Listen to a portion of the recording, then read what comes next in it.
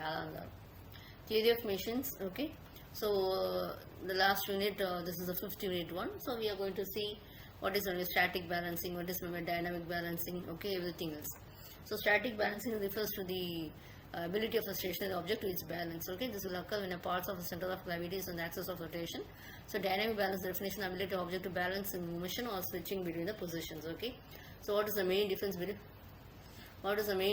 the static and the dynamic will? Okay, static balance refers to the balance to a stationary object when the object's center of gravity is on the axis of rotation. So this will allow us to identify the heavy spots. Okay, the dynamic balance is the ability of object to balance while it is in the motion. That's the difference. Next one is balancing of rotating masses in the sense. So it will be static means balancing of a single rotating mass by balancing the masses on the same plane in different planes. Okay, so balancing of several rotating masses by different planes, we call it as the balancing of rotating masses. What's balancing? Often if you take it as an unbalance of a forces produced in the rotary due to the inertial forces, it is being modifying the machinery so that the unbalance is being required and no vibrations, we are making it to the acceptable level. Okay, a particular mass moving in a circular path will experience a centrifugal acceleration. So equal when opposite force will be acting the ideal opposite, that is called as your centrifugal force. So this is disturbing force on the axis of rotation and the magnitude of is constant, but the direction will be changing with respect to the rotation of the mass. Okay. In a revolving rotor, the centrifugal force remains balanced as long as the center of mass of the rotor lies on the axis of the shaft. If the center of mass is not lying, then it will be an eccentricity. So due to this, what happens? An unbalanced force will be created. That unbalanced force has to be avoided. Okay. Why we are going for balance? If it is no balance, means it will be you can't get a very good efficiency. Okay? The dynamic forces will be set up. Okay, and the forces not only they increase the load on the bearings but also produce an unpleasant. Sometimes it can be even dangerous vibrations. Okay, we'll be seeing how we'll be balancing the rotating masses. Whenever certain masses are attached, it will be exerting a centrifugal force. Okay, you will have to attach another mass to the opposite side of the shaft to balance the effect of the centrifugal force.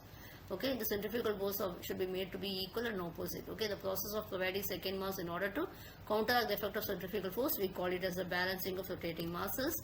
Okay, why it is important? Okay, we'll have different models: single mass rotating in the same plane, or two masses rotating in different plane, different masses rotating in different plane, and balancing of different masses rotating in a different plane.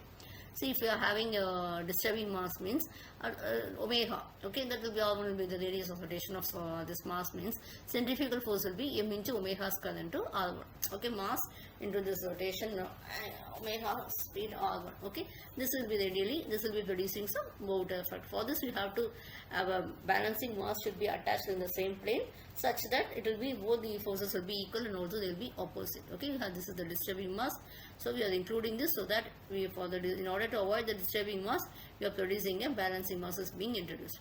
Next one is the balancing of mass of a single divider in the same plane. Okay, we will have this FC square, same model will be used only, but this will be actually you are introducing the masses here M2. Okay, in the axis of rotation, everything has to be determined. Okay, you have two masses rotating in different planes. Then what happens here?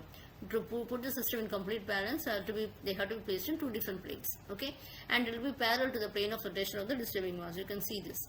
Okay, the plane of the disturbing mass may be in between the planes of two balancing masses.